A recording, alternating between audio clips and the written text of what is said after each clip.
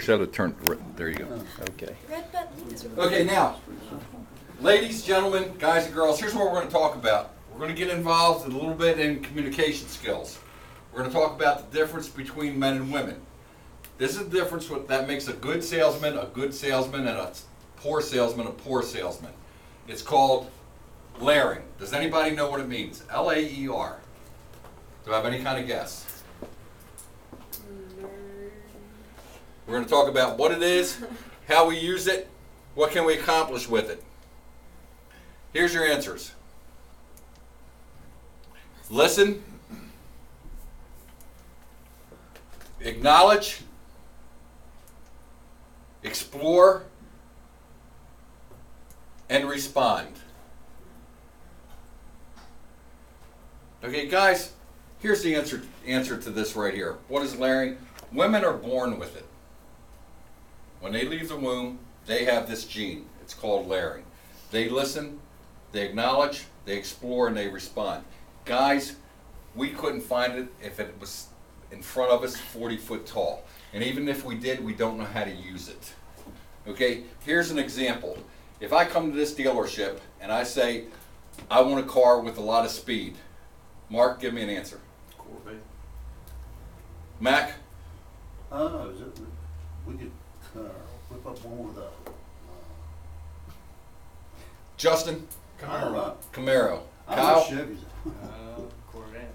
Okay, here's what went wrong with that. You didn't ask me what I meant by a lot of speed. How much horsepower would you like in a car? That's the wrong answer too. No. Here's the right answer. If you would have explored it a little bit, if you would have acknowledged what I said and explored, what did you mean by a lot of speed, Joe? Here's my mom, she's 72 years old. She wants a car that's fast that can get on the beltway and get off the beltway. She wants a car that's fast enough. Here, so I got somebody taking me to Camaro, somebody selling me horsepower, somebody showing me a Corvette. Guys, what happened there, and I'm pointing this out to you, you didn't listen, you didn't acknowledge what I said, you didn't explore what I said, you went from listening, you heard half of it, and then you responded. You thought your agenda was more important than my agenda. With that said, here's the difference between men and women with layering. Mary Smith stepped off the curb today and got hit by a car. She got killed. So let me use that as an example. Justin, did you hear Mary Smith got killed today, got hit by a car? Yes. Okay, that's a guy conversation. Yes. Now I'm going to be a girl. My name's Sarah. I'm going to talk to Sasha here.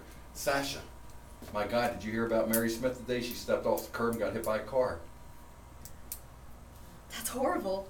It is. You know what? And she was wearing those red heels. Was it just bought? She just bought that outfit. Oh, by the way, how's your mom doing? Great, she'll be out of hospital in 2 days. Sister, husband still working, everything fine? If she doesn't strangle him by the end of the week, yeah. Okay, you still traveling for your job? Next week? Okay, wasn't that horrible about Mary? It was. See, I go from one conversation with you, yes, with her, there's 5 conversations intertwined right there. That's the difference between guys and girls. Guys deal strictly on facts. Girls deal strictly on information. Everything's got to connect like a chain link fence. Example, my wife and I walked into a restaurant called Sebastian's. The front part's a bar and the back's a restaurant. She said to me, she goes, oh, look, there's Ron Bowman and Mary. She goes, why don't you go over and talk to Ron? I go, I did. When? And she goes, how'd you do that? I said, hi. I went, and Ron said hi. I had a guy conversation. When Ron said hi, he said, everything's okay. If I need to talk to you, I'll come over and talk to you. If he wants to talk to me, he'll come talk to me, or I'll go talk to him. Now, her conversation, she has to physically go talk to Mary, talk about the last 6 months worth of events, turn it into a 40-minute conversation, and then come back to the table. That's the difference between guys and girls. So when we're in a dealership setting, when that guy comes in, what's he looking for? He's looking for facts. What's the lady looking for? She's looking for information to make all the facts work. Everything's got to be laid out. Fair enough? Do not put our agendas ahead. When we're talking to a man, let's make sure.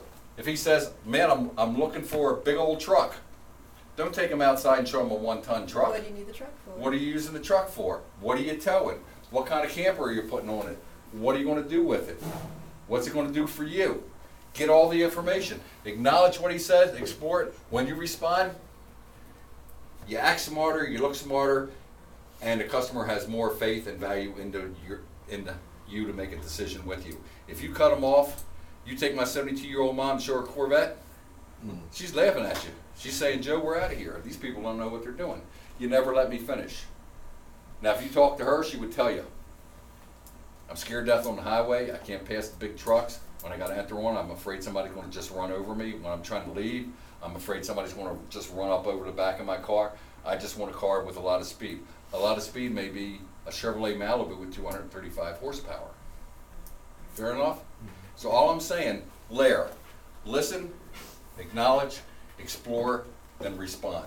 When I'm home, another example, when my wife's talking to me, I do this all the time, and every man in this room has done this with his wife, because he's heard his wife say, why don't you let me finish? Who's not heard that?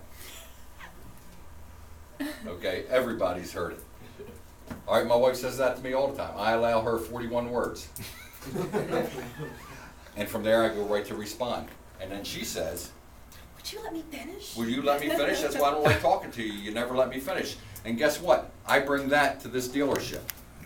I do that with customers. It's cost me a lot of money over the years. This is something, guys, you have to think about and you have to work on. Fair enough? So what you're saying, Joe, is we all have to act like women. No, not act like women, but maybe we need to think a little bit like women when we're having a conversation and get the facts. If we have the right facts, we know what direction. We got a 5-acre lot. If we don't look and ask, we're walking a customer over 5 acres instead of maybe 30 yards to the right vehicle. All we do by not listening is make our job harder. If we listen, if we acknowledge, if we explore, we make our jobs a lot easier. And what does that do with the customer? It makes the customer have a lot of confidence in us and our ability. And that's, guys, based with integrity, and we commit ourselves to that customer, it's a win-win situation for everybody. That customer starts to become the first customer of many customers that he may bring you. So let's do it right. And for that, I thank you all.